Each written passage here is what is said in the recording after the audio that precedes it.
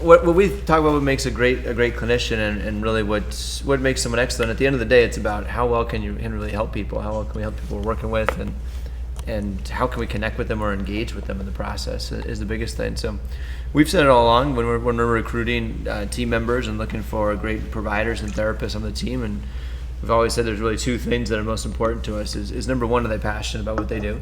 We can talk about what that means. And then number two would be, are they able to communicate?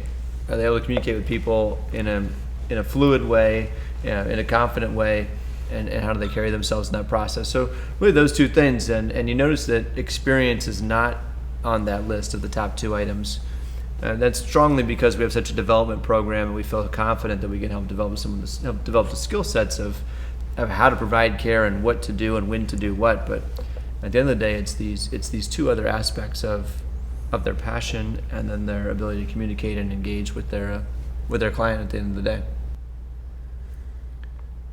Yeah, I think, when it comes to our therapists, the word that we've used often is the Master Clinician Development Program, and I think a big part of that master is a master influencer. I'm thinking of like the best coaches in sports, or the best mentors in school, the best teachers in high school, and really it comes down to influencing people, and there's a lot to that package of whether it's active listening and engagement, but it's a huge part to what we do.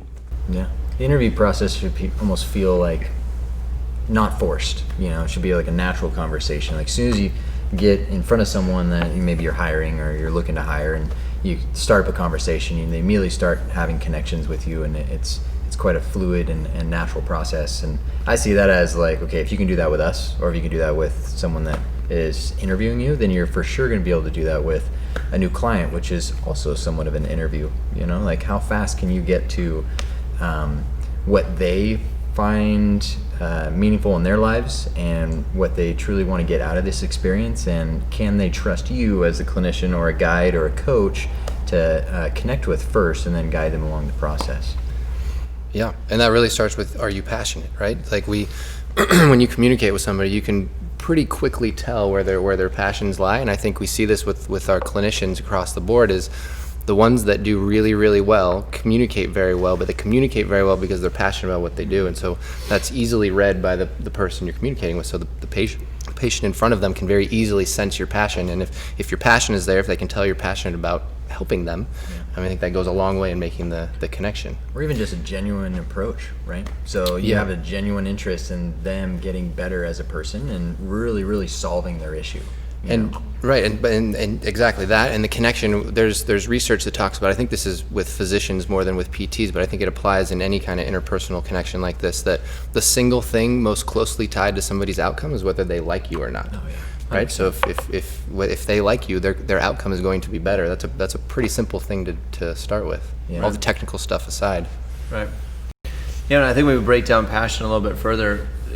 It's always been super important to me, and you just see it in the clinician when they truly care about the person in front of them, and that's really what our model is designed around, is to get caring practitioners in a situation where they have time to really do and execute that passion towards the client. So we allocate a large amount of time for evaluations and a large amount of time for our follow-up sessions, so that these practitioners that really care about people's outcomes can dive in and work with the client. And when you do that, when you have that passion, like I want to make this person better, almost no matter what it takes, and leave no stone unturned, then that drives your education, in my experience, where it's like, all right, I've got a client in front of me, and maybe I have the answer, or maybe I don't have the answer. Maybe it's like, man, I don't understand what's wrong, and I don't understand why they have the pain they have, or why they can't do what they want to do.